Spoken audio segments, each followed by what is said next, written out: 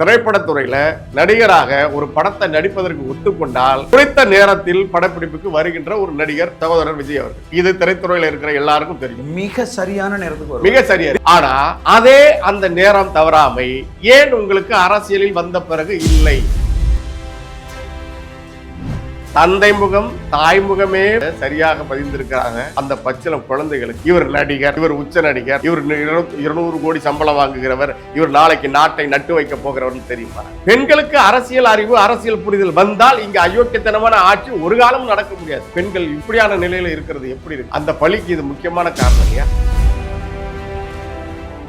அதனால நீங்க இன்னமும் அந்த கவர்ச்சியவே காட்டி நீங்க எப்படியாச்சும் முதலமைச்சர் ஆகலாம். குறுக்கு வழியில எப்படி ஒரு கட்சி 1 ஆண்டு ஆரம்பிப்பீங்க, 2 ஆண்டுக்கு முன்னாடி ஆரம்பிப்பீங்க, 1 ஆண்டுக்கு முன்னாடி கொடி ஆரம்பிப்பீங்க, உடனே முதலமைச்சர் ஆவீங்களா? இங்க நடக்கிறதெல்லாம் நிர்வாகமா? இங்க நடக்கிறதெல்லாம் ஆட்சியா? இது வரைக்கும் நடந்திருக்கு. இங்க பேசப்படுறது அரசியலா? இது வரைக்கும் இந்த மண்ணில் எவனும் பேசாத அரசியல் என்னாலே முதல்ல என்னங்கிறத முதல்ல அண்ணன் சீமான் தான் பேசியிருக்காரு. எது அரசியல்? இங்க இருக்கிற நீர் வளத்தை காப்பது, கனிம வளத்தை காப்பது, மக்கள் வளத்தை காப்பது, மக்களுக்கு வாழ்வாதாரத்தை உறுதி செய்வது, அதான் அரசியல். நீ அதிமுகவை திட்டுவ, அதிமுக திமுக திட்டுவ, இதுக்கு பேர் அரசியலா? அதை பார்த்து வந்ததுனால தான் உனக்கு இந்த நிலைமை. அதுதான் உனக்கு அப்படி எளிதா நீங்க நினைச்சிட்ட மக்களை. களத்திலே நிற்க வேண்டியவர்கள் மாவட்ட செயலாளர்கள் அல்லது பொதுச் செயலாளர் என்று சொல்லிக் கொள்கிறவர் அல்லது நாங்கள் தான் வகுப்பாளர்கள், அவர்கள் அடிப்படையிலே ஒரு மனித பண்பாளர்களாக இருந்தால் உடனடியாக என்ன நடந்தாலும் பரவாயில்லை. அது விஜய் அவர்களுக்கான பாதுகாப்பாகவும் அது இருந்திருக்கும்.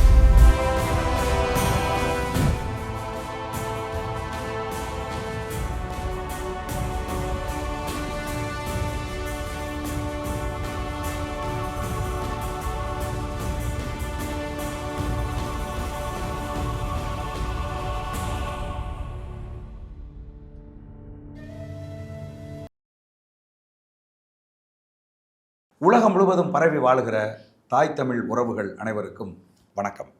இன்னைக்கு நம்முடைய சோழன் சொல்வீச்சு வலையொலி எழுத்தாளர், திரைப்பட இணை இயக்குனர், மதிப்புக்குரிய தம்பி பாலமுரளிவர்மன் அவர்களை சந்தித்து பேச இருக்கிறோம். தம்பி வணக்கம். வணக்கம். நேற்று நீங்கள் அண்ணன் செந்தமிழன் சீமான் அவர்களோடு இந்த மலைகள் மாநாடை முடித்துவிட்டு இந்த கரூர் கொடும் துயரத்தை கேள்விப்பட்டவுடன் அங்கிருந்து பயணித்து கரூருக்கு சென்று அங்கு பாதிக்கப்பட்ட மக்களை எல்லாம் சந்தித்து அந்த பகுதியில் இருக்கக்கூடிய மக்களோடு கலந்து உறவாடி வந்திருக்கிறீர்கள். அந்த அனுபவம் குறித்து சொல்லுங்க தம்பி. சோழன் சொல்வீச்சு நேயர்களுக்கு வணக்கம். மிகுந்த ஒரு மனவேதனையான ஒரு சூழலில் நாம் இருக்கோம். உண்மையாகவே அந்த நிகழ்வு 27ஆம் தேதி நடந்திருந்தாலும் கூட இன்றைக்கு வரைக்கும் அந்த நிகழ்வை, அந்த கொடும் துயரத்தை நாம் எளிதாக கடந்து விட முடியாதவர்களாக வாழ்ந்துட்டுருக்குறோம்.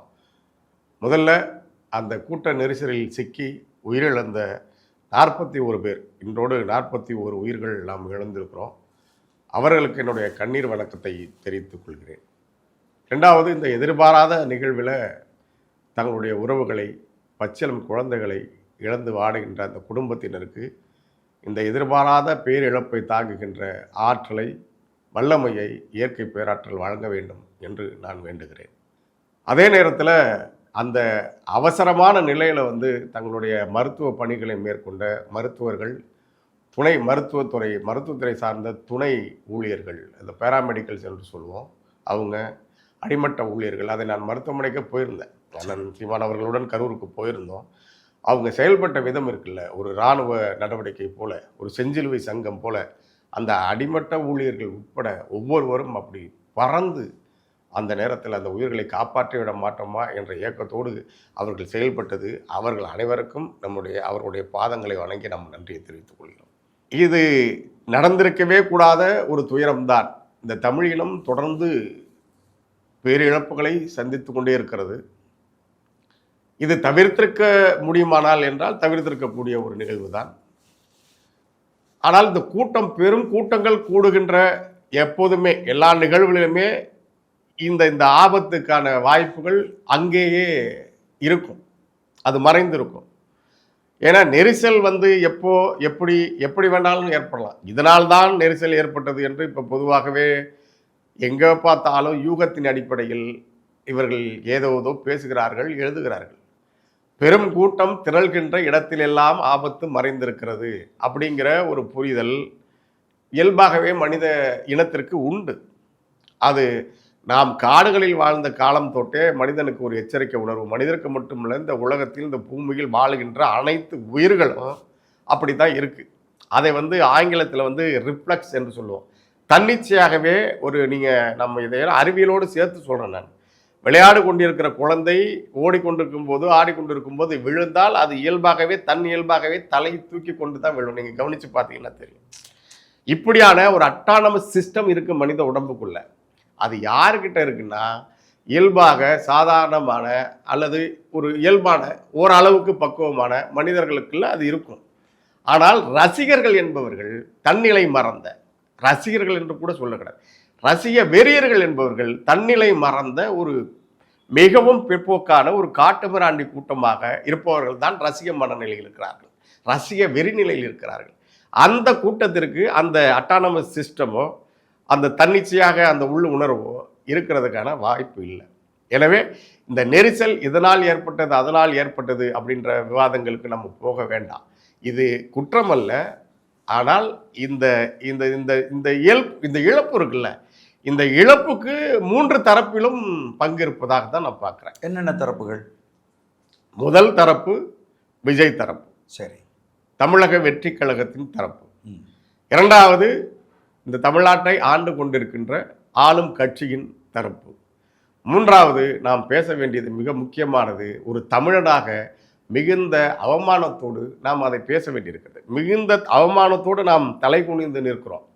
ஒரு நடிகனை காண சென்று 41 உயிர்கள் போயிருக்கிறது என்பது இந்த வரலாற்று பெருமை கொண்ட பேரினத்திற்கு அவமானகரமான மிகப்பெரிய அவமானம். ஒவ்வொரு தமிழனும் வெட்கி தலை குனிய வேண்டிய நிலையில இருக்கிறோம். நம்ம அந்த இடத்துல அந்த தரப்பு இருக்குல்ல, அந்த மக்கள் தரப்பு. மக்கள் தரப்புனா அங்க கூடிய மக்கள் தரப்பு, பொதுவான மக்கள் அல்ல, அங்க கூடிய மக்கள் தரப்பு. அதாவது வேடிக்கை பார்க்கின்ற மனநிலை கொண்ட மக்கள் தரப்பு. மருத்துவமனைக்கு உயிரிழந்தவர்களை பார்ப்பதற்காக அக்கறையோடு போகிறவர்களிடம் கூட, அரசியல்வாதிகள் அக்கறையோடு போகிறார்கள் என்றால் அது வேறு, அதில் அப்படி முழுமையாக சொல்லிவிட முடியாது. ஆனால் மக்களை நேசிக்கின்ற தலைவர்கள் போகும்போது கூட நீங்கள் என்ன கண்காட்சியா இங்கே நடக்குது என்று வேதனையோடு, உயிரை இழந்தவனுக்கு தான் அந்த வேதனை தெரியும். பிள்ளை இழந்தவன், பெற்றோர் இழந்தவன், அண்ணனை இழந்தவன், தம்பி இழந்தவன், தங்கையை இழந்தவன் அந்த அந்த வேதனையோடு இருப்பான். அவன் சொல்கிற வார்த்தைகளை நம்ம கணக்கில் எடுத்துக்கூடக்கூடாது. ஆனால் உள்ளே இருந்து இங்க என்ன கண்காட்சியா நடக்குது என்று கேட்கிறீல்ல, அப்ப நடிகன் உனக்கு என்ன கண்காட்சியா? நடிகன் என்பவன் உன்னை போல ஒரு மனிதன். அவருக்கு நடிப்பு என்பது ஒரு தொழில் தேர்வு. அவர் சிறப்பாக நடிக்கிறார், நீ அவனை ரசிக்கிறாய். கலையை ரசிப்பது என்பது இந்த மக்களுக்கான இங்க இருக்கிற நெருக்கடியிலிருந்து விடுவிக்கிற ஒரு கருவியா தான் இருக்கு. இங்க பார்க்கறதை விட நீ திரைகளை இன்னும் நெருக்கமா பார்க்கலாமே, அதோட நிறுத்தி கொள்ள வேண்டிய அப்படின்ற ஒரு அறிவு ஒரு சமூகத்துக்கு இருக்கணும் இல்லையா? அறிவார்ந்த சமூகத்திற்கு அது எப்போது வரும்? இங்க வரவிடாம செய்து கொண்டிருப்பவர்கள் யார்? சினிமா தான் இங்க எல்லாம். நாம ஒரு திரைத்துறையில இருந்தாலும் கூட இந்த சினிமாவுக்கு அல்லது குறிப்பாக நடிகர்களுக்கு செலுத்தப்படுகிற அந்த கவனம் இருக்குல்ல, அந்த கூடுதல், அந்த இடம் ரொம்ப மிக முக்கியமானதா இருக்கு. நம்ம அதனாலதான் அந்த தமிழன் என்ற அடிப்படையிலிருந்து அந்த மூன்றாவது தரப்பாக நாம் வெறுமனே எது நடந்தாலும் அந்த சம்பவத்துக்கு அந்த நிகழ்வுக்கு பொறுப்பாக யாரையோ மாற்றி மாற்றி கை காட்டுவார்கள். இப்பவும் கூட அது நடக்குது. ஆளுங்கட்சியில் இருப்பவர்களை நோக்கி, காவல்துறையை நோக்கி தமிழக வெற்றி கழகம் சொல்லுகிறது, தமிழக வெற்றி கழகத்தை நோக்கி திமுகவில் இருப்பவர்கள் சொல்லுகிறார்கள். அப்போ உண்மை எப்பதான்டா வெளிவரும்? உண்மை எப்பதான்டா பேசுவீங்க? அரசியல் என்றாலே இந்த இழிசைகளை தான் நீண்ட காலமா இங்க அரசியல் பண்ணிட்டு இருக்காங்கல்ல, அவர்கள் எல்லோருக்கும் எப்பதான் இது மக்களுக்கானது, மக்களுடைய இழப்பு, அப்ப நாம இதை இப்படி அணுகக்கூடாது, நாம ஒரு நியாயமா ஒன்று அணுகணும் அப்படின்ற ஒரு வரணும் இல்லையா? அது ஏன் இங்க வரமாட்டேங்குது? அதுதான் திராவிடம் விதைத்த நச்சு. 60 ஆண்டு காலமாக இப்படிதான் அரசியலை தொடர்ந்து ஒரு ரசிக மனோபாவத்தோடைய தமிழக மக்களை, தமிழர்களை வைத்திருக்கிறார் திராவிட மாடல். அதுதான் அது. ஏன் இது யாரு தொடங்குடா? எம்ஜிஆர் அவர்கள் நடிகராக இருந்து கட்சிக்கு வந்தாரு, அரசியலுக்கு வந்தாரு, ஆட்சிக்கு வந்தாருங்கிறது மட்டும் இல்ல, அறிஞர் அண்ணாவே தொடங்கி வைத்திருக்கிறார். அவரே சினிமாக்காரர் தான். அவரை ஒரு எழுத்தாளர், ஒரு படைப்பாளி, நாடக நடிகர். ஐயா கருணாநிதி அவர்களும் எழுத்தாளர், ஒரு நாடக நடிகர், வசனகர்த்தா. அதை தாண்டி திரைத்துறையில நடிக்கல, அது படங்கள்ல சின்ன கதாபாத்திரம், அது நம்ம இப்ப பேச வேண்டியதில்லை வச்சுங்க. ஆனா எம்ஜிஆர் திமுகவை ஆதரித்து பேசினால் 30,000 வாக்குகள் விழும். ராமச்சந்திரன், எம்ஜிஆர்னு கூட சொல்லல, ராமச்சந்திரன் சொல்றாரு. ராமச்சந்திரனே வந்தால் 50,000 வாக்குகள் உறுதியாக விழும் என்று சொன்னவர் யாரு? பேரறிஞர் என்று சொல்லப்படுகிற அரசியல்வாதி அண்ணா அவர்கள். அங்கேதான் தொடங்குது, அங்கிருந்து தொடங்குது. அப்ப திரைப்படத்தை, திரைத்துறையை இவர்கள் தங்களுக்கான களமாக பயன்படுத்தி வந்து விட்டார்கள். வந்த பிறகு திரைத்துறைக்கு அவர்கள் என்ன நல்லது செய்திருக்காங்க, செய்ய மாட்டாங்க. திரைத்துறையிலிருந்து யாரும் வரக்கூடாதுன்ற கவனத்தோடு இருந்தார்கள். விஜய் அவர்கள், சகோதரர் விஜய் அவர்கள் வந்திருப்பது கூட அவரை நடிகராக, அவர் ஒரு உச்ச நாயகனாக அவரை அனுமதித்திருந்தால் கூட போதுமானது. இரண்டு ஆளுங்கட்சியாக இருந்த அதிமுகவும் திமுகவும் மாறி மாறி அவருக்கு கொடுத்த குடைச்சல்கள், இடையூறுகள் அவரை இதை நோக்கி தள்ளி இருக்கலாம். அவருடைய தந்தையார் மரியாதைக்குரிய இயக்குனர் ஐயா எஸ்.ஏ. சந்திரசேகர் அவர்களுக்கு தன் மகன் முதலமைச்சராக வேண்டும், தன் மகன் தன் கட்சி தலைவராக வேண்டும் என்ற ஒரு ஆசை இருந்தது. அவரும் இதற்கு ஒரு கூறு தீட்டி இருக்கிறார். ஏனென்றால் அவ்வளவு பெரிய ரசிகர் கூட்டம் அவரிடம் இருக்கிறது, அதை நாம் பயன்படுத்த வேண்டும் என்று தந்தையாருக்கும் இந்த ஆசை இருந்திருக்கிறது. ஆனால் அப்படி வளர்த்த தந்தையாரையே புறம் தள்ளி ஒதுக்கி வைத்த ஒருவராக, ஒரு தலைவராக அவர் எப்படி உருவாகி இருக்கிறார். ஆனா இந்த நிகழ்வுக்கு அதனால்தான் நம்ம மூன்று தரப்பையும் சொல்லுகிறோம். இவர்கள் 3 பேரும் குற்றம் அல்ல, பொறுப்பு ஏற்க வேண்டும். பொறுப்பு அவர்கள் தான் ஏற்க வேண்டும். ஏன் நீங்க திரைப்படத்துறையில நடிகராக ஒரு படத்தை நடிப்பதற்கு ஒத்துக்கொண்டால் குறித்த நேரத்தில் படப்பிடிப்புக்கு வருகின்ற ஒரு நடிகர் சகோதரர் விஜய் அவர்கள். இது திரைத்துறையில் இருக்கிற எல்லாருக்கும் தெரியும். மிக சரியான நேரத்துக்கு வரும். மிக சரியா வித் மேக்கப்போட. ஆமா, 6 மணிக்கு படப்பிடிப்புன்னா 5:55க்கெல்லாம் வித் மேக்கப்பு வித் ட்ரெஸ் போட்டுக்கிட்டு பர்ஃபெக்டா வர்ற ஒரு ஆளு, ஒரு நடிகர், உச்ச நடிகர். அவருடைய வேலையில, அவருடைய அந்த வேலை, அது ஒத்துக்கொண்ட பணியில மிக கண்ணும் கருத்துமா இருக்கிற ஒருத்தர். ஆமா.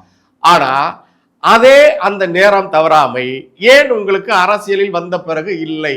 ஏன் இல்லை? தனக்காக மக்கள் காத்திருக்க வேண்டும் என்கிற அந்த மனநிலையாக இருக்கலாம் என்று ஐயப்படுவதற்கான வாய்ப்பு அதில் இருக்கிறது, இல்லையா? ஆனால் அது உண்டு. பொதுவாகவே ஒருவரை இல்லை, இருவரை இல்லை, குறிப்பிட்டு சில பேரை கூட சொல்ல முடியும். குறிப்பிட்ட நடிகர்களுக்கு சில பேருக்கு நாம் பார்க்கிறோம், தனக்காக மக்கள் கூடுவதை அவர்கள் ரசிக்கிற மனநிலையில் இருக்கிறார்கள். தனக்காக தன் ஒருவனை நம்பி இவ்வளவு பெரிய கூட்டம் வருதே அப்படின்ற மனநிலை வேறு, மகிழ்வது வேறு. ஆனால் அந்த கூட்டம் தனக்காக இடித்துக்கொண்டு, முண்டிக்கொண்டும், தள்ளுமுள்ளு செய்து கொண்டும் தனக்காக காத்திருப்பதை குரூரமாக ரசிக்கின்ற அந்த மனநிலை பல பேருக்கு இருக்கிறது.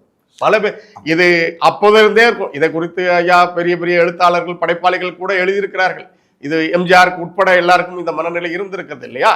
அப்போ தாமதமாக வருவதற்கு இது காரணமா? நீங்க காலையில 8:45 பேசுவதாக இருந்ததாக சொல்கிறார், இல்லையா? அப்படித்தான் உங்கள் கட்சியும் அறிவித்திருக்கிறது. 8:45 சொல்லி எங்க நாமக்கல்ல 8:45 4:45 பேசிய வேண்டிய ஒருவர், ஒரு கட்சி தலைவர் எப்படி 8:45 சென்னையிலிருந்து கிளம்புவாரு? இது என்ன மனநிலை? அங்கே தொடங்குகிறது பிரச்சனை. இந்த பேர் இழப்புக்கான முதல் புள்ளி அங்கே தொடங்குகிறது. அப்ப அவ்வளவு இழிவாக, அவ்வளவு எளிதாக என் மக்களை நீங்க எடை போட்டு வச்சிருக்கீங்க. அல்லது அவர்கள் காத்து நிற்பது, வெயிலில் கொடுமையாக காத்து நிற்பது. உங்களால நீங்க எம்ஜிஆருக்கு இந்த மாதிரி காத்து நின்றார்கள், ஜெயலலிதாவுக்கு காத்து நின்றார்கள் என்ற கதையெல்லாம் இருக்குது தானே. அதனால அதை போலவே உங்களை நீங்கள் நினைத்து கொண்டிருக்கிறீர்கள். எதற்காக மக்கள் அத்தனை பேரும் காத்திருக்கணும்? அது உங்களுக்கும் தெரியணும், அந்த மக்களுக்கும் தெரியணும். ஒரு நடிகருக்காக நாம் ஏன் காலையிலிருந்து வெயிலில் காய வேண்டும், அதுவும் பிஞ்சு குழந்தைகளுடன், தண்ணீர் இல்லாமல், உணவு இல்லாமல் நாம் ஏன் நிற்க வேண்டும் என்கின்ற அந்த புரிதலும், அந்த குறைந்தபட்ச அறிவும் இந்த மக்கள் கூட்டத்திற்கு, இந்த ரசிகர் கூட்டத்திற்கு உறுதியாக வர வேண்டும். குறிப்பா குழந்தைகளை தூக்கிட்டு வர்ற பெண்களுக்கு அந்த அறிவு இருக்கணும். ஒரு நடிகனை பார்ப்பதற்கு நம்ம பச்சிலம் குழந்தையை தூக்கிட்டு இந்த வேகாத வெயில்ல காலை 9 மணியிலிருந்து நம்ம நிற்கிறோமே, அந்த பக்கம் இந்த பக்கம் அசைய முடியாமல் நிற்கிறோமே அப்படிங்கிற கவலை அந்த பெண்களுக்கு வரணும். அது அது ஒரு தாய்மையோடு இருக்கிற யாரும் அதை அந்த தவறை செஞ்சிருக்க மாட்டாங்க. ஆமாம். அப்போ இந்த நுகர்வு பண்பாட்டுக்கு அடிமைப்பட்டிருக்கிற இந்த தலைமுறை, முந்தைய தலைமுறை மனநிலையாக தான் நம்ம இதை பார்க்க வேண்டியிருக்கு, பேச வேண்டியிருக்கு.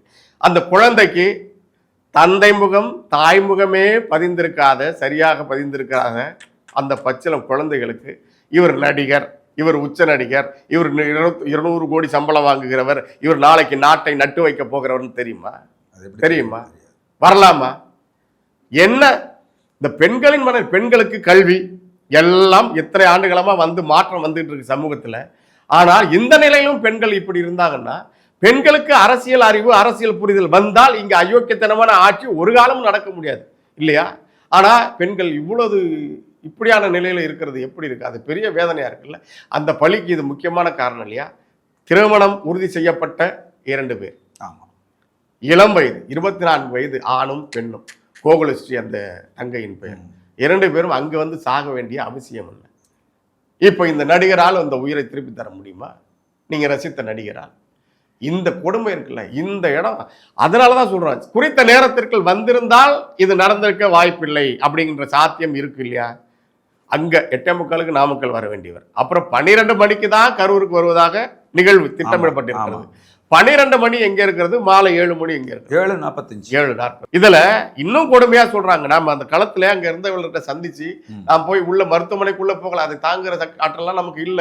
அப்புறம் அண்ணன் போகிறதுக்கு அங்க எல்லாம் முதல்ல மருத்துவமனையில் நோயாளி இருக்கிற பகுதியில் கூட்டமா போகக்கூடாது என்று, நான் மருத்துவத்துறை சேர்ந்தவன் என்றதுனால அங்க இருந்த வெளியில வந்து மக்கள்கிட்ட காவல்துறை சேர்ந்தவற்றெல்லாம் நான் இந்த தகவலை கேட்டேன், என்ன நடந்தது என்று கேட்கும்போது ஒவ்வொருவரும் உடைஞ்சி அவங்க சொன்ன தகவல்கள் இருக்கு. அதான் வராரு, தாமதமாயிடுச்சு, ஆனால் வழியெங்கும் மக்கள் இருக்கிறார்கள். திருகாம்புலியூர் என்ற பகுதிக்கு வரும்போது அவர் வாகனத்துக்கு உள்ளே இருந்து, அவருடைய வாகனத்துக்கு உள்ளே இருந்த விளக்குகள் அனைத்தும் அணைக்கப்படுகிறது. நல்ல ஜெகஜோதியா விளக்கு போட்டது. விஜய் வந்து நல்ல தெரிகிறாரு வெளியில நிக்கிற மக்களுக்கு.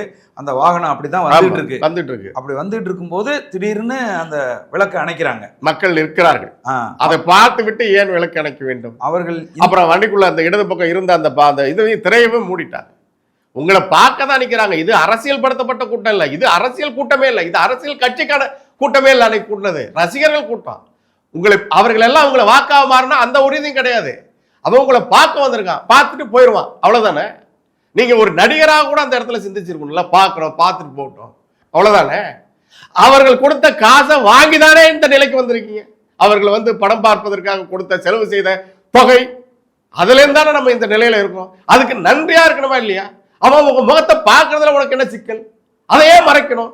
அப்ப அதை மறைக்கும் போது அந்த இடத்துல இருந்து அப்பதான் சொல்றாங்க, அவருக்கு நோக்கம் இருந்தது என்னன்னா, ஏதோ வேற ஒரு கூட்டத்துக்கு வந்த கூட்டம் இன்னொரு நாகப்பட்டினத்துக்கு வந்த கூட்டம் அளவுக்கு கூடல, நாகப்பட்டினத்துல கூட்டம் குறைவு, திருச்சியில கூடது போல கூடலன்னு இடத்துல ஏதோ சொல்லி யாரோ தகவல்கள் சொன்னதாகவும், அப்போ நாம பேசுகின்ற இடத்துல இன்னும் கூட்டம் வரணும் அப்படிங்கிறதுக்காக தன்னை பார்க்க காத்திருந்த மக்களை அந்த கூட்டம் நடக்கிற இடத்திற்கு வர வைக்க வேண்டும் என்பதற்காக அவர் அந்த திரையை மூடுகிறார். இது கிரிமினல் ஆக்டிவிட்டி. இது ரொம்ப கொடூரமான மனநிலை இல்லையா? இது வந்து ஏற்கனவே அந்த கட்சி நிர்வாகிகளும் அதை செய்திருக்கிறார்கள். அங்க கூட்டத்தை திரட்டுவதற்கு அது கரூர் மக்கள் மட்டும் அங்க திரளங்கிறது முக்கியமான செய்தி. புரியுது. பல பேர் பக்கத்துல சுற்று வட்டாரத்தில் இருக்கிற அருகமை மாவட்டங்கள் எல்லாவற்றிலிருந்து ஆட்களை வர வைத்திருக்கிறார்கள். விஜய் மட்டுமல்ல, அந்த கட்சிக்கு ஏதோ முக்கியமாக சொல்லுவாங்கல்ல, வியூக வகுப்பாளராக நம்பப்படுகிற ஒருவர் ஏற்கனவே வேற ஒரு கட்சியில இருந்தாரு. அவர் வந்து கட்சிக்கானவரா, அரசியலானவரா, அரசியல் கட்சிக்கானவரா அவர் இல்ல. அவர் வந்து ஒரு ஒப்பந்தக்காரர் போல, ஒரு கான்ட்ராக்டர் போல செயல்படுகிறார் எங்க போனாலும். அவர் தான் இந்த வேலையை தன்னுடைய கிட்ட பணம் இருப்பதனால அந்த பணத்தை வைத்துக் கொண்டு எல்லாரையும் வர வைக்கிறது, எல்லாருக்கும் செலவு பண்ணி கூட்டத்தை திரட்டுகின்ற வேலையை செய்யறாரு. நீங்க விக்கிரவாண்டியில கூட்டம் நடத்துனீங்க, மதுரையில கூட்டம் நடந்துறீங்க, அங்கெல்லாம் நடக்காத இந்த கொடுமை இங்க எப்படி நடந்தது? இந்த நிலை தான். இதனாலதான் தன் கூட்டத்தை, தன்னை பார்க்க நிற்கிறவர்களை தான் பேசுகின்ற இடத்தை நோக்கி தள்ளுகின்ற அந்த செயல் இருக்குல்ல, நெருக்கடியை உருவாக்குறாங்க. அதனாலதான் அந்த வண்டிக்கு பின்னால, அந்த வாகனத்துக்கு பின்னால கூட்டம் அங்கேயிருந்து வருது. எல்லாரும் சொல்றாங்களே கூட்டம்னா என்ன, நின்று கவனிப்பான். ஏன்னா அவன் கவனிக்கிற அளவுக்கு பேசுகின்ற ஒரு கருத்து, ஒரு கோட்பாடு, ஒரு சித்தாந்தம் உன்னிடம் இருந்தால் கவனிப்பாங்க. உங்கள்கிட்ட அது இல்ல. அதனால நீங்க இன்னமும் அந்த கவர்ச்சியவே காட்டி நீங்க எப்படியாச்சும் முதலமைச்சர் ஆகலாம் குறுக்கு வழியில. இது குறுக்கு வழி தானே, இது குறுக்கு வழி தான். எப்படி ஒரு கட்சியை போன ஆண்டு ஆரம்பிப்பீங்க, 2 ஆண்டுக்கு முன்னாடி ஆரம்பிப்பீங்க, 1 ஆண்டுக்கு முன்னாடி கொடி ஆரம்பிப்பீங்க, உடனே முதலமைச்சர் ஆவீங்களா? அப்ப முதலமைச்சர் என்பது அவ்வளவு எளிதானதா? நீங்க யாரை பார்த்து இந்த முடிவுக்கு வரீங்க? இங்க நடக்கிறதெல்லாம் நிர்வாகமா? இங்க நடக்கிறதெல்லாம் ஆட்சியா? இது வரைக்கும் நடந்திருக்கு. இங்க பேசப்படுறது அரசியலா? இது வரைக்கும் இந்த மண்ணில் எவனும் பேசாத அரசியல் என்னாலே முதல்ல என்னங்கிறத முதல்ல அண்ணன் சீமான் தான் பேசிட்டு இருக்காரு. எது அரசியல்? இங்க இருக்க நிலவியலை காப்பதுதான் அரசியல். இங்க இருக்க நீர் வளத்தை காப்பது, கனிம வளத்தை காப்பது, மக்கள் வளத்தை காப்பது, மக்களுக்கு வாழ்வாதாரத்தை உறுதி செய்வது, அதான் அரசியல். நீ அதிமுகவை திட்டுவ, அதிமுக திமுக திட்டுவ, இதுக்கு பேர் அரசியலா? அதை பார்த்து வந்ததுனால தான் உனக்கு இந்த நிலைமை. அதுதான் உனக்கு அப்படி எளிதா நீங்க நினைச்சிட்ட மக்களை. அதனாலதான் அவர் மக்கள் அங்க திரட்டணும் அப்படி ஒரு திட்டம். அவர்களுடைய வழிகாட்டியை தான் இவரும் தன்னுடைய வழிகாட்டிங்கிறாரு. அதனாலதான் சொல்றாரு அவருக்கு. அதனாலதான் அரசியல் ஒரு சொந்தமா சிந்திக்கிற. எம்ஜிஆர் கட்சி ஆரம்பிச்சது வந்து முதலமைச்சர் ஆனது மாதிரி, அண்ணா முதலமைச்சர் ஆனது மாதிரி தான் நானும் ஆகணுங்கிறாரு. எப்படி ஆவ நீ? எப்படி ஆவ? அப்ப ரெண்டுமே ஏப்பா அது சரியா இருந்தா நீ ஏப்பா வரணும்? அது அண்ணா அவர்களால் ஆரம்பிக்கப்பட்டு கருணாநிதி அவர்களால் தொடர செய்யப்பட்டு அதுக்கு பிறகு கருணாநிதி சரியா இருந்தா ஏன் ஐயா எம்ஜிஆர் வராரு? எம்ஜிஆர் சரியா இருந்தா அதுக்கப்புறம் ஏன் ஆட்சி? எம்ஜிஆர் வந்து சரியாக இருந்ததுனால 3 முறை ஆட்சி முதலமைச்சரா இல்ல. கருணாநிதி வேண்டாம் என்று மக்கள் எடுத்த முடியும். அப்புறம் எம்ஜிஆர் ஒரு நடிகர், இதே திரைக்க வச்சுதான் 13 ஆண்டு காலம் எம்ஜிஆர் மிக சிறந்த நிர்வாகின்னு சொன்னான மக்கள். அப்ப கல்வி இல்ல, சரி, புரிதல் இல்ல, இது போல ஊடகங்கள்ல சமூக வலைத்தளங்களில் எம்ஜிஆர் வந்து தொலைக்காட்சியை கூட சந்திக்கல. அவர் எம்ஜிஆர் வந்து ஆட்சியில் தொடர்ந்து இருந்து தொலைக்காட்சிகள் ஒருவேளை உருவாகி இருந்தால் எம்ஜிஆருடைய உண்மை பக்கங்கள் வெளிவந்திருக்க கூடும். அதனால அவர் தப்பிச்சிட்டாரு. அதுலதான் அவர் செய்த சில நல்ல விடயங்கள் கூட அவர் காப்பாத்திருக்குன்னு நான் நம்புறேன். அதை பார்த்து நீ அங்கேயே தேங்கிட்டிய, அண்ணா எம்ஜிஆர்ல எங்க தேங்குற? இன்னைக்கு என்னப்பா உலக அரசியல், உலக ஒழுங்கு இன்னைக்கு என்னவா இருக்கு? எல்லாருக்கும் விழிப்புணர்வு இருக்கு. ஏன் நீ பக்கத்துல இருக்கிற கேரளாவில் இருக்கிற முதல்ல பினராயி விஜயனை ஏன் பார்க்கல? நீ மேற்கு வங்க வரலாற்றை ஏன் பார்க்கல? நீ திரிணாமுல் காங்கிரஸ் மம்தா பானர்ஜி அம்மா கூட உனக்கு தெரியலையா? நீ இன்னும் எம்ஜிஆர் அண்ணாவையும் பிடிச்சிட்டே நிக்கிறிய. அப்ப அரசியல் அறிவு உனக்கு இல்லைன்னு தானே அர்த்தம். அதோட விளைவு தானே இது. அந்த இடத்துல இருந்தா நம்ம இதை பார்க்க வேண்டியிருக்கு. அந்த இடத்துல இருந்தா விஜய் அவர்களும் தமிழக வெற்றி கழகமும் இதற்கு பொறுப்பேற்க வேண்டும். அவர்கள் இந்த ஆளுங்கட்சிக்கு வருவோம். ஆளுங்கட்சி, காவல்துறை, நிர்வாகம் தனித்தனியா ஒன்றும் நம்ம யாரும் குற்றம் சாட்டுவது நம்ம நோக்கம் இல்லை. ஆனால் ஒரு நிர்வாகமா இங்க என்ன நடக்குது? எப்போதுமே நிர்வாகத்தின் அடிப்படையில் என்ன வந்து முன்னேற்றம் நடந்திருக்கு? இங்க எது முன்னேறி இருக்கு? நாங்கள் தமிழகத்தை முன்னேற்றி விட்டோம் அப்படின்னா இன்னும் அடிப்படையாக இந்த இதுல கல்விக்கு மிக முக்கிய பங்கு இருக்கு. இந்த நுகர்வு பண்பாட்டை வளர்த்து எடுத்திருக்கிறதுல, இது போன்ற ஒரு ரசிகனின் மனநிலையோடு வெறித்தனமாக பின்னாடி ஓடுறதுல எல்லாருமே படித்தவர்கள், இளைஞர்கள். என்ன கல்வி? அல்லது விஜய் ரசிகர்களுக்காக இருப்பவர்கள் யார்? ஒடுக்கப்பட்ட பட்டியல் வகுப்பை சேர்ந்தவர்கள் அதிகம் பேர் அவருக்கு ரசிகராக இருக்கிறார்கள் என்று சொல்லுகிறார்கள். அப்ப பட்டியல் வகுப்பை சேர்ந்தவர்கள் நான் கட்சி நடத்துகிறேன், அந்த மக்களுக்கான விடுதலைக்காக கட்சி நடத்துகிறேன் என்று சொன்னவர்கள், நீங்கள் உங்கள் மக்களுக்கு என்ன கல்வியை கொடுத்திருக்கிறீர்கள், என்ன அரசியல் புரிதலை கொடுத்திருக்கிறீர்கள்? எல்லாரும் அந்த மக்களின் அறியாமையை, இந்த புரிதலின்மை பயன்படுத்தி உங்களுக்கான வாழ்வாதாரத்தை பெருக்கிக் கொள்வதும் அல்லது உங்களுடைய அரசியல் வாழ்க்கையை காப்பாற்றிக் கொள்வதற்கான வேலை செய்றீங்களா? சமூகத்தை முன்னேற்றம் என்ற எண்ணத்தோடு எந்த தலைமையாவது செயல்பட்டிருந்தால் இந்த நிலை வந்திருக்குமா? இல்ல. அங்கிருந்து தான் நம்ம அண்ணன் சீமான் அவர்களை பேச வேண்டியிருக்கு. தன் மக்களை கற்றவை பற்றவை, நாம் கற்று அறிந்ததை, இங்கே இவ்வளவு கொடுமை நடக்குதுடா என்று சொல்லுகின்ற ஒரு அரசியல் தலைவராக அண்ணன் ஏன் இருக்கிறார்? ஆனால் இங்கே சமூகம் எப்போதுமே சிறந்தவர்களை தேடுவதில்லை, இல்லையா? இன்றைக்கு கூட அது பேசுகிறார்கள். விஜய்க்கு கூட்டம் கூடுவது பல பேருக்கு பொறுக்கவில்லை. இந்த கூட்டத்தை வச்சுட்டு என்ன செய்யறது? இது போல அழிவு, இது அழிவு தான். ஒரு நடிகர்கள் ஆட்சிக்கு வந்தா, அரசியலுக்கு வந்தா அழிவு ஏற்படுன்றதை நீண்ட காலமா பலர் சொல்லி இருக்கிறார்கள். அதோட ஒரு தொடக்கமாக தான் இதை பார்க்க முடியுது. அப்போ நாளைக்கு நிர்வாகம் வரும்போது நம்ம ஏற்கனவே குறிப்பிட்டது போல விஜய் அவர்கள் மட்டுமல்ல, விஜய் உடன் இருப்பவர்கள் ஆட்சி தெரிந்தவர்களா, அரசியல் நிர்வாகம் தெரிந்தவர்களா, இல்லை குறைந்தபட்சம் கட்சியை நடத்துகிறதுக்கான இதோடு இருக்கிறாங்களா அவங்க எல்லாரும்? ஏன் எதனால எல்லாரும் ஓடி பதுங்க வேண்டி இருக்குது?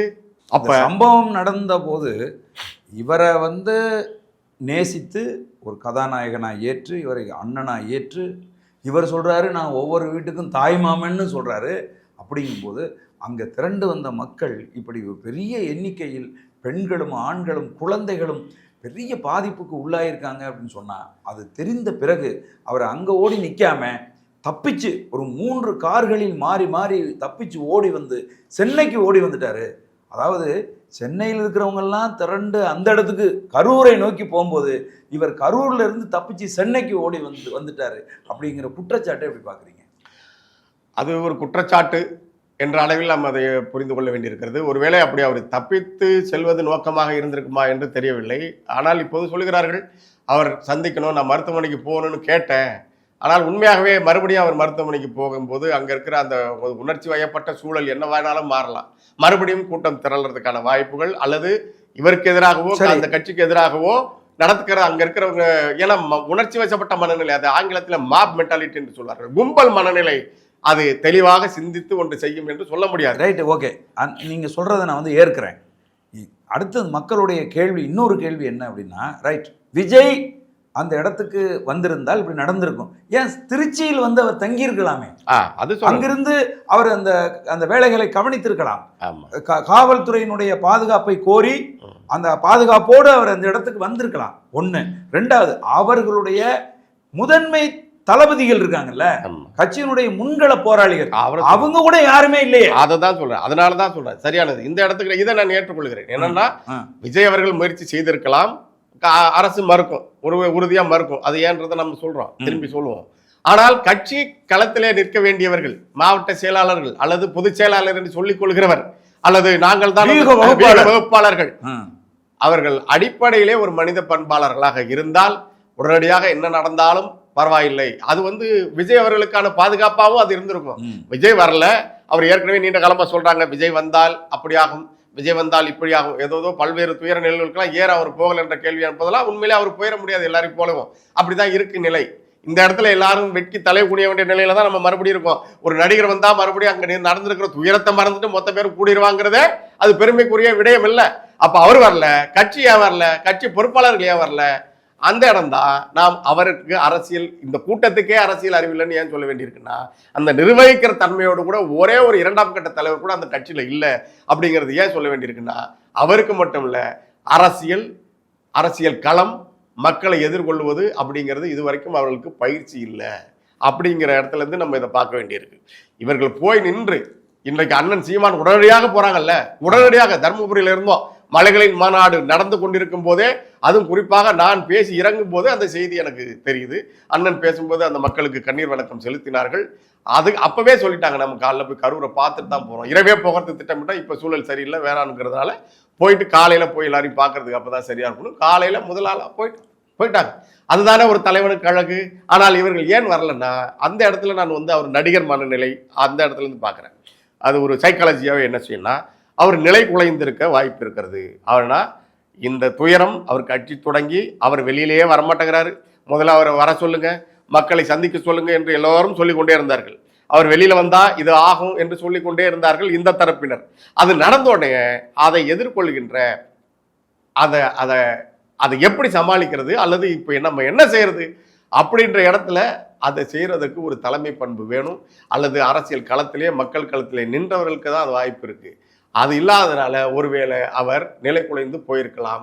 உண்மையாகவே அந்த ஒரு மனநிலையாகவே அவர் ஒரு குற்ற உணர்ச்சியோ ஒரு அச்சத்தையோ அது ஏற்படுத்தியிருக்க கூடும். ஏனென்றால் உங்களுக்கு தெரியும், நினைவிருக்கும், நாகப்பட்டினத்தில் ஈழத்தமிழர்களுக்காக ஒரு உண்ணாவிரதத்தை இருக்கிறேன்னு சொல்லிட்டு அவர் தொடங்கினார். ஒரு 40 நிமிடத்துக்கு மேல அவரால் அங்க இருக்கவே முடியல. அப்பவும் மேடையிலேருந்து குதிச்சு வாகனத்துல ஏறி போனவர் தானே, ஓடி போனார்ல. இதுதான் ஏன்னா, ஒரு படப்பிடிப்புல ஏதாவது இது போன்ற துயரநிலை ஓரிரு உயிரிழப்பு ஏற்பட்டாலும் கூட ஒன்று படப்படைப்பை நிறுத்தி விடுகிறார்கள். அப்பவே நடிகர்கள் உடனே கிளம்பி போயிடறாங்க. படப்பிடிப்புல சிக்கலாக இருந்தாலும் கூட அதை குறித்து என்ன நடந்தது என்று கேட்பது கூட இல்லை அந்த நடிகர்கள், இல்லையா? ஒரு உதவியாளருக்கு சிக்கல் அல்லது ஒரு சண்டை பயிற்சியாளருக்கு சிக்கல் என்றால் அது குறித்து இவர்களால் என்ன செய்ய முடியும்? ஒரு குறைந்த அளவு உதவி செய்ய முடியும், பணத்தை கொடுத்து. அவ்வளவுதான் அவருக்கு நிறைஞ்ச தீர்வு.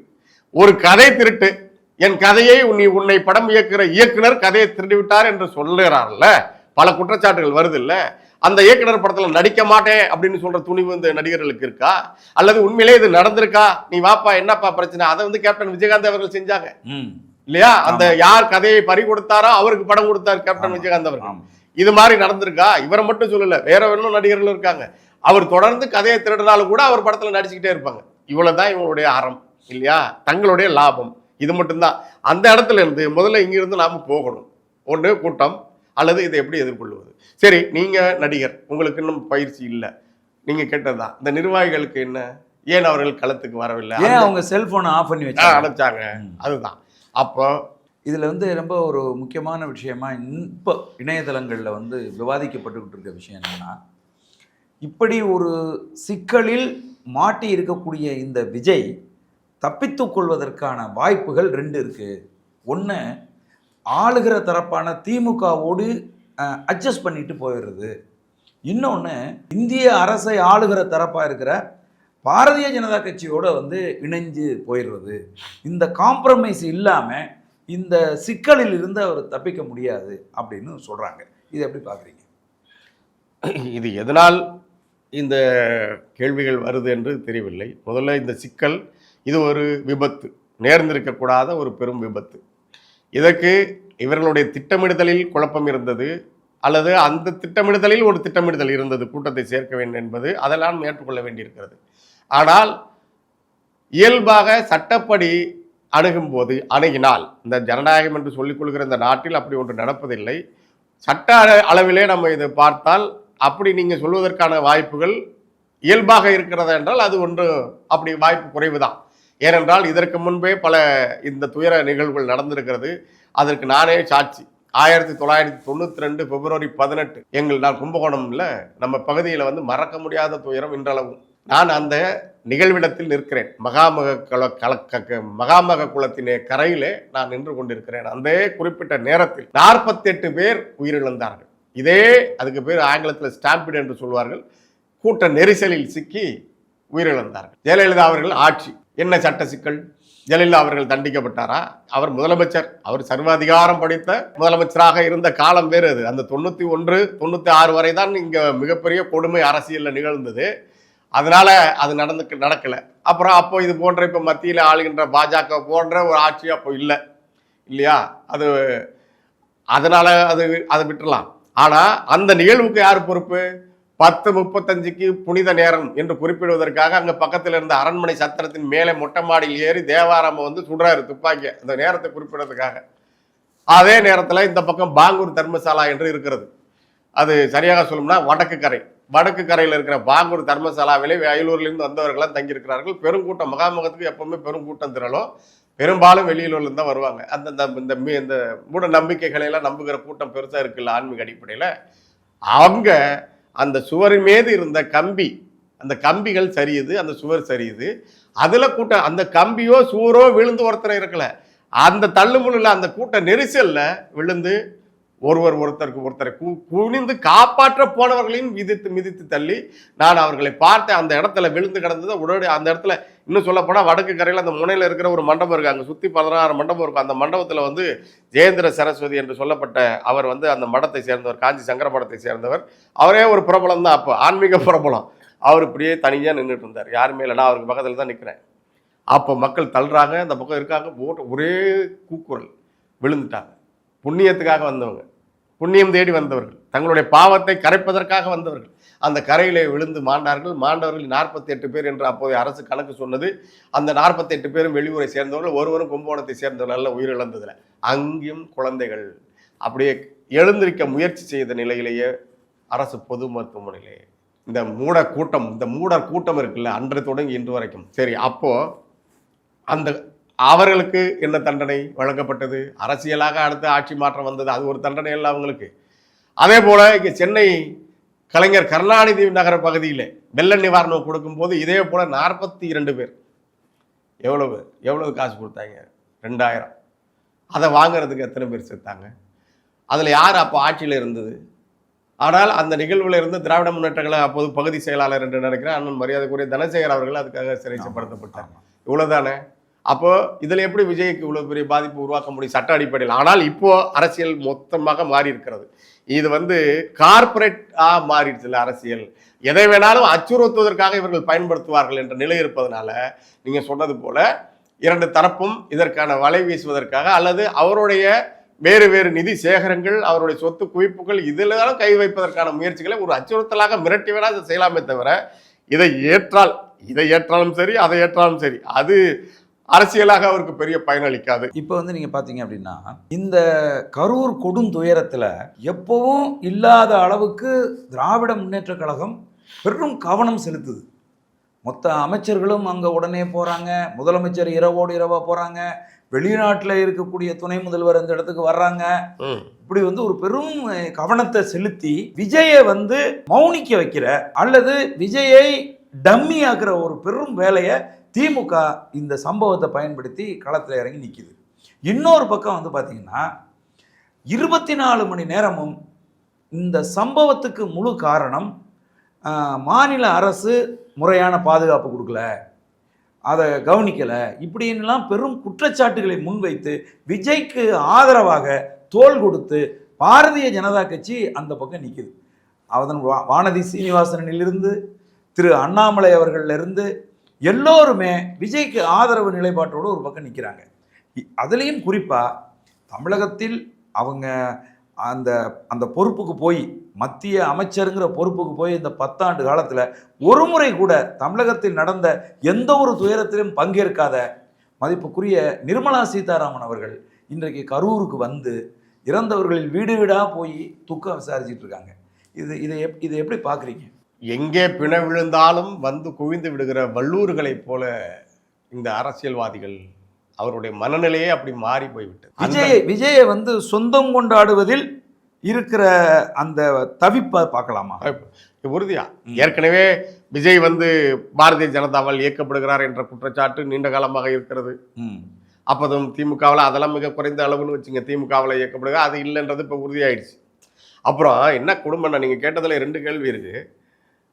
70 ஆண்டு கால கட்சி திராவிட முன்னேற்ற கழகம், பெரிய நாங்கள் சித்தாந்த கோட்பாடு அடிப்படையில் கட்டி எழுப்பப்பட்ட கட்சி, இங்கே அரசியல் மாற்றங்களை உருவாக்கிய கட்சி என்றெல்லாம் இவர்கள் சொல்லி கொண்டிருந்தார்கள். இப்போ கட்சியில் இருக்கிற முதலமைச்சர், துணை முதலமைச்சர் கூட இதெல்லாம் தெரியாது.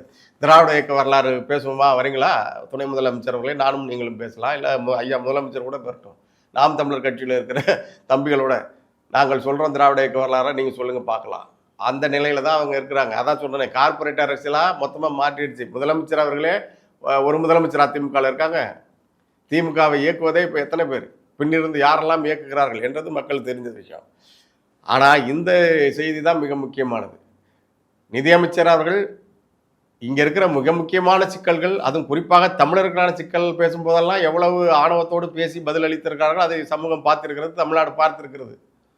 ஆனால் இங்கே உடனடியாக வர வேண்டும் என்றால் இந்த நேரத்தில் தான் இவர்கள் எல்லாரும் என்ன நினைச்சிட்டாங்கன்னா, இந்த கூடுற கூட்டம் எல்லாமே விஜய்க்கு வாக்காக மாறும்னு நம்புறாங்க பாருங்க. ஏன்னா இந்த அம்மாவே தேர்தலை சந்தித்ததே கிடையாது. நிதியமைச்சர் ஒரு முறை கூட நேர்மையான முறையில் அவங்க வந்து இப்போ பொறுப்புக்கு வந்திருக்காங்களா? தேர்தல் களத்தை சந்தித்திருந்தால் அவங்களுக்கு தெரிஞ்சிருக்கும்.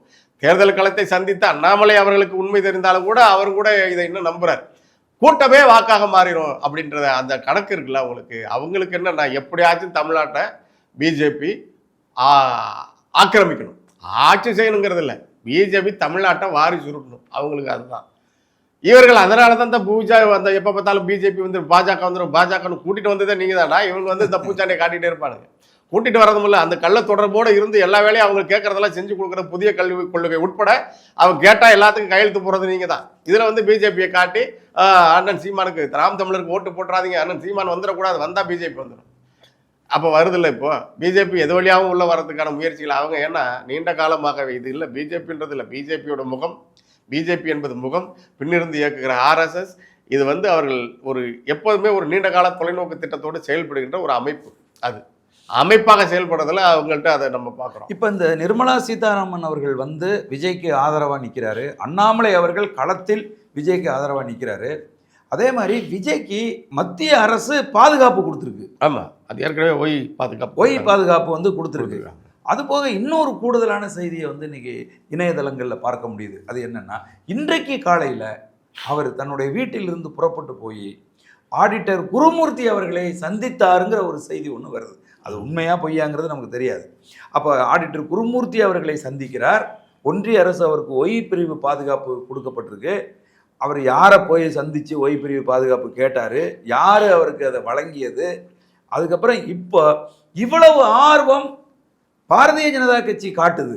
அப்போ விஜய் பிஜேபியினுடைய பி டீம், ரஜினிகாந்தை அரசியலில் இறக்கி குளிர்காய விரும்பிய பிஜேபி அது முடியாம போன உடனே விஜயை இறக்கி இருக்குங்கிற அந்த குற்றச்சாட்டு உண்மையோ?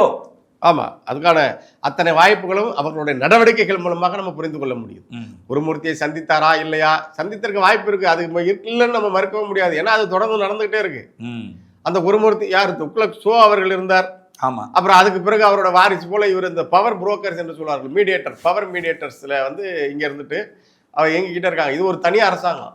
இங்கே நடக்கிறது எல்லாமே இந்த இலவசங்களை அறிவிக்கிற, இலவச திட்டங்களை அறிவிக்கிறது பேர் தான் அரசாங்கம் நம்ம எல்லாரும் நினச்சிட்டு இருக்காங்கல்ல.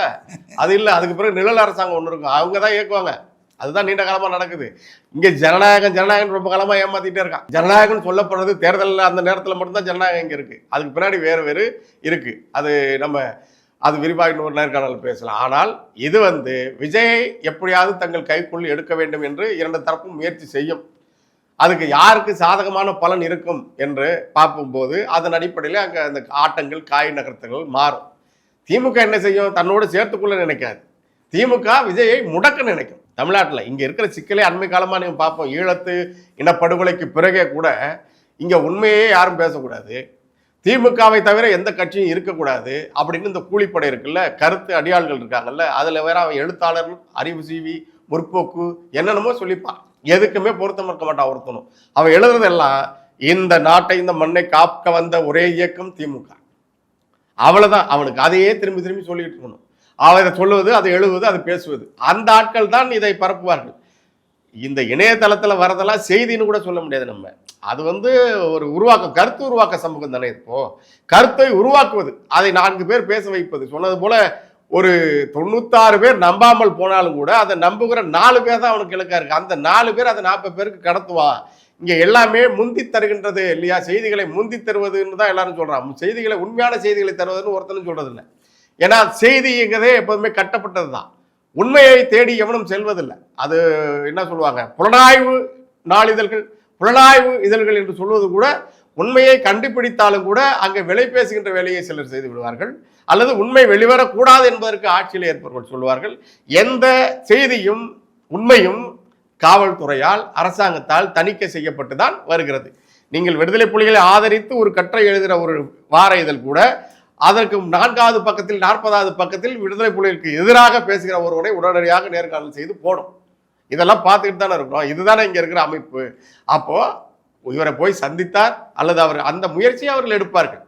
முடிவை எடுக்க வேண்டியது விஜய் தான். முடிவு தத்துவ அடிப்படையில கட்சி தொடங்குறதால் ஒரு உறுதியான முடிவை எடுக்க முடியும். அது என்ன, தேசிய தலைவர் பிரபாகரன் போல எல்லாரும் இருந்துட முடியுமா? நீங்க டெல்லி அசோகா விடுதியில உட்கார வச்சு கூப்பிட்டு கேட்டாலும் கூட நீங்கள் 4 முறை இந்தியாவை ஏமாற்றீர்கள் என்று ஜெயன் தீக்ஷித் அவர்கள் சொன்ன போது, அப்படியானால் நான் 4 முறை என் மக்களை காப்பாற்றிருக்கிறேன் என்று அங்கேயே சொன்ன ஒரு தலைவர். அப்படியான ஒப்பற்ற உன்னதமான தலைவனையே புரிந்து கொள்ளாத ஒரு இனம், அந்த தலைவனையே விமர்சிக்கிற கூட்டம் தான் இந்த கூட்டம், இந்த திராவிட கூட்டம். அப்போ ஒரு நடிகர் அவர் தன்னுடைய லாப கணக்குகளுக்காக அரசியல் ஆரம்பித்திருக்கலாம், அல்லது எளிதாக முதலமைச்சர் ஆகிவிடலாம் என்று நினைத்திருக்கலாம். அதனால அவரை பேசுவதும், அவர்கிட்ட விலை பேசுவதும், அல்லது அவரை மடக்க நினைப்பதும், முடக்க நினைப்பதும் இயல்பானதாக ஒன்று இருக்கிறது. அரசியல் என்பது காமராஜர் போல மக்களுக்கான அரசியல் தலைவனாக இருந்தால் இந்த வேலையெல்லாம் செஞ்சுட்டு இருக்க மாட்டாங்க. இங்க அப்படி இல்லையே. நீங்க தேர்தலுக்குன்னு எவ்வளவு கோடி இணைக்கிறான்? 30,000 கோடி, 40,000 கோடி ஏன் சேர்க்கிறான்? எளிதாக பணத்தை கொடுத்து வாக்கு வாங்கிடலாம். இவர்களெல்லாம் தலைவர் என்ற அந்த சொல்லலையே சொல்ல முடியாது. இவர்களெல்லாம் தலைவரே இல்லை, புரோக்கர்ஸ். அதுதான் சொல்றேன். கை மாற்றி விடுவதில் கை தேர்ந்தவர்கள் தான் இப்ப சிறந்த அரசியல் தலைவர்கள் அப்படின்னு பார்த்தார்ல. வீக வேட்பாளர் யாரு? பிரசாந்த் கிஷோர் கட்சி ஆரம்பிச்சாரு. அவர் நிலை என்னாச்சு? வருவாய்த்துறை அதிகாரியாக இருந்ததுனால இங்க நாட்டை மாத்திரலான்னு அரவிந்த் கெஜ்ரிவால் என்னானாரு? அப்படியான அரசியலை இப்படிதான் வைத்திருக்கிறார்கள். அப்ப அதுக்கு மாற்றாக சிந்திக்கிற அண்ணன் சீமான் போன்ற தலைவர்கள் வரும்போதும் இது போன்ற அவதூறுகளை சொல்லி வீழ்த்த பார்க்கிறார்கள். மாற்றும் கிடையாது, தத்துவம் கிடையாது, கூட்டம் இருக்கு. அந்த கூட்டத்தை வச்சு நான் ஏதோ குளிர்காய பார்க்கிறேன்னு சொன்னாலும் விட மாட்டார்கள்.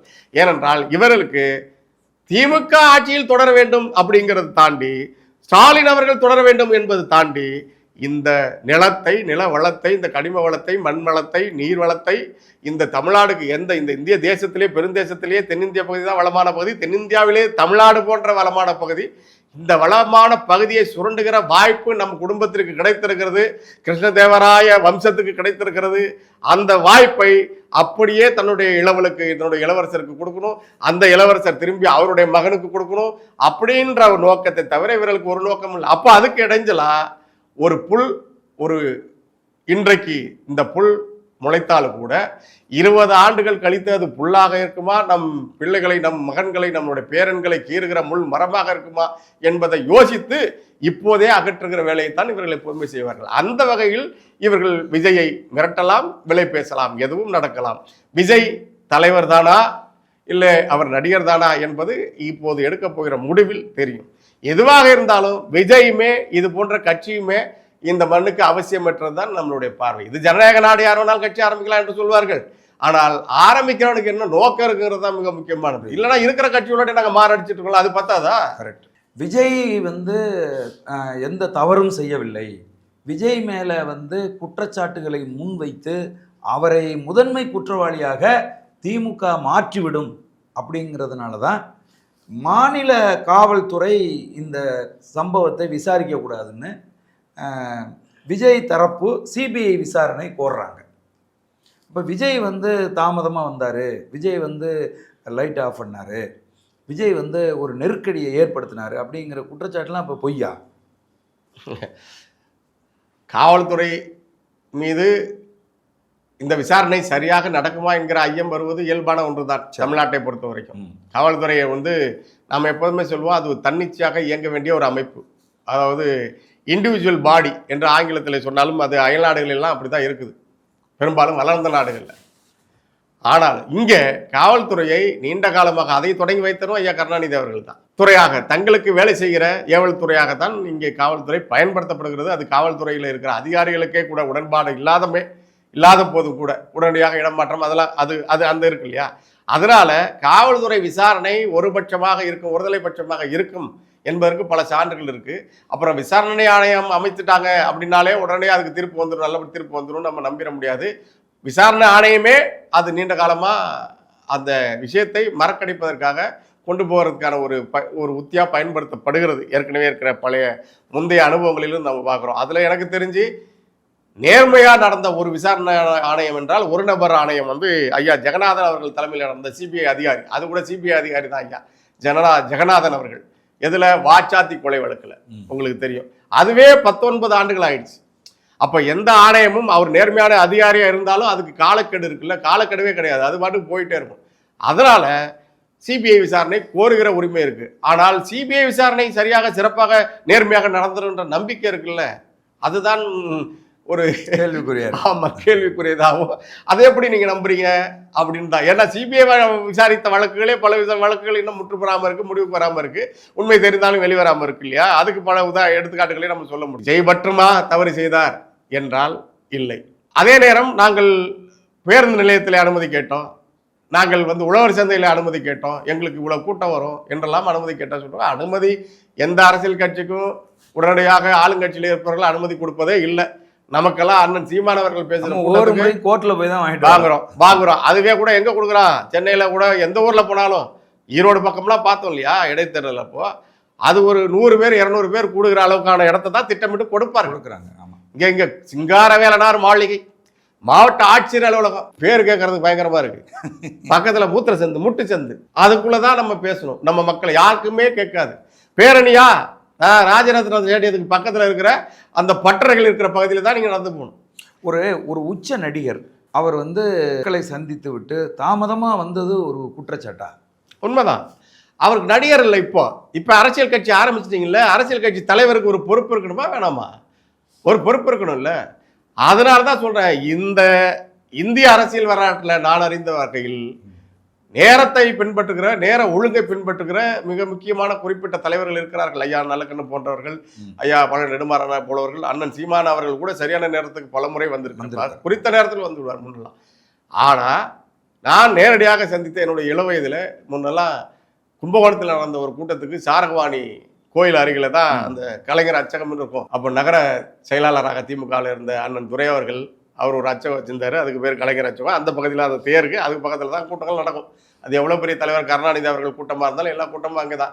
மரியாதைக்குரிய பெருமதிப்புக்குரிய பெருமகன், இந்தியாவின் பிரதமராக இருந்த, இந்தியா சந்தித்த ஒரே ஒரு அருமையான உச்சமான நேர்மையான ஒரு பிரதமர் என்றால் ஐயா விபி சிங் அவர்கள். அவர் ஒரு முறை தேர்தல் கூட்டம் என்று தான் நினைக்கிறேன் அவர் வந்திருந்தார். நான் எப்போதுமே குறித்த நேரத்தை ரொம்ப சரியாக பின்பற்றுவோம். இது இளவயதிலிருந்து நம்ம படித்த பள்ளி, நமக்கு கிடைத்த ஆசிரியர்கள், நம்மளுடைய பெற்றோர்களும் அப்படி வளர்த்திருக்கிறார்கள். அதனால குறித்த நேரத்துக்கு போவோம். 6 மணி, மாலை 6 மணி அளவில் அப்படின்னு போடுவாங்கல்ல, இந்த அளவில்ங்கிறதுல இருக்கிற சூட்சமெல்லாம் நமக்கு அப்போ தெரியாது. அளவில்னால 6லேருந்து 7க்குள்ள நடக்கும். 6 மணிக்கு சரியாக கிளம்பி போயிடுறேன். 6 மணிக்கு போயிருந்தா மேடையில் நம்ப மாட்டீங்க, ஐயா விபி சிங் அவர்கள் இருக்கிறார், ஒளி அமைப்பாளர் இருக்கிறார், நான் இருக்கிறேன். நாம் ஒரு பொதுமக்கள், குடிமகனின் ஒருவன். ஆனால் இந்தியாவே மதித்த ஒரு தலைவர் கரெக்டாக நேரத்துக்கு, சரியான நேரத்துக்கு 6 மணிக்கு உட்கார்ந்துருக்கிறார். அவருக்கு உதவியாளரும் உண்டு. அவர் சொல்லியிருப்பாங்க இந்த நாட்டில் அப்படி நடக்காதுன்னு கூட சொல்லியிருக்கலாம். ஆனால் அவர் அது கேட்கல அப்படின்னு சொன்னாங்க. உட்கார்ந்துருக்கிறார் 6 மணிக்கு. அப்படி வியந்து அப்படியான தலைவர்கள் கூட இங்கே இருந்திருக்கிறார்கள். அது இன்னும் சுதந்திர விடுதலை போராட்ட காலத்திலே குறித்த நேரத்தில் காந்தி மிக முக்கியமாக நேரத்தை பின்பற்றுவார் என்று சொல்வார்கள். ஐயா காமராஜ் அவர்கள், ஐயா கக்கன் அவர்கள், அவரெல்லாம் நேரம் தவறாத தலைவர்கள்ல. அப்படி போல இருந்த தலைவர்களும் இந்த அரசியலில் இருந்திருக்கிறார்கள் என்பதை சகோதரர் விஜய் அவர்கள் உணர வேண்டும். நீங்க சொன்னது தாமதம் என்றால் போக்குவரத்து நெரிசலால ஆகிற தாமதம், அல்லது வேற ஏதோ எதிர்பாராத நேரம், 1/2 மணி நேரம், 1 மணி நேரம், அதுதான். ஆமா, 7 மணி நேரம், 8 மணி நேரம். 12 மணிக்கு வர வேண்டிய, கரூருக்கு வர வேண்டிய ஒருவர் மாலை 7 மணிக்கு வருவது தாமதம். அது ஒரு நாள். நீங்க நேர கொலை செய்கிறவன் மனித உயிர்களை கொள்வதற்கு சமமானவன். அதுதான் நடந்தது. புரியுது. எப்பவுமே நேரக்கொலை என்பது, என்னுடைய நேரத்தை எடுத்துக்கொள்வதற்கு உனக்கு எந்த உரிமையும் இல்லை. என்னை வர சொல்லிட்டியா, அப்ப உனக்கு நான் ஒரு 15 நிமிடம் கூடுதலா தரலாம்.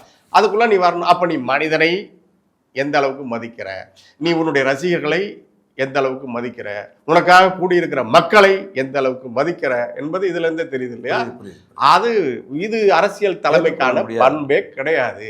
நீ இன்னமும் நடிகராக அப்ப 200 கோடி ரூபாய் கொடுக்கிறவனுக்கு சரியான நேரத்துக்கு கால் ஷீட்டுக்கு 7 மணிக்கு வர முடியுது, இங்க செலவு பண்ணி நடத்துறதுனால உன்னால வர முடியலையா? அந்த கேள்வி இருக்குல்ல. இப்படி பல கோணத்துல நம்ம பார்க்க வேண்டியது இருக்கு. எதுவாக இருந்தாலும் ஏற்கனவே இருந்த பெருங்கேடுகளோடு சேர்ந்து இன்னொரு கேடாக இன்னொரு அரசியல் அமைப்பு, அரசியல் கட்சி இங்க தேவையில்லை. தமிழ்நாட்டுக்கு தேவையில்லை. மிக்க மகிழ்ச்சி தம்பி.